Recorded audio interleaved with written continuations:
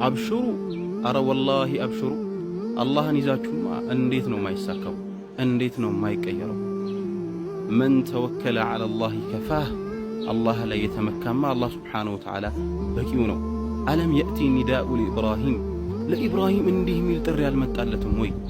ቁልና ያ ናሩ ኩኒ በርደን ወሰላመን ዐላ ኢብራሂም አንቺ እሳት ሆይ ለኢብራሂም የተረጋጋሽና ሰላም ሁኚለት የሚል ጥሪ ለኢብራሂም አልመጣለትም። ለኢብራሂም ይሄን የመጣለት በምን ምክንያት? ሰብር በማድረጉና በአላህ ሱብሓነሁ ወተዓላ የቂን በመኖሩ።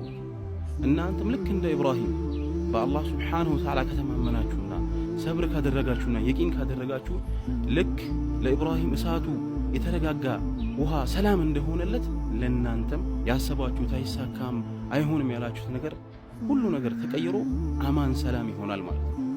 ሰብር ማድረግና በአላህ ሱብሓነሁ ወተዓላ ላይ መመካት የተፈጥሮ ህግን ሁላ ይቀይራል።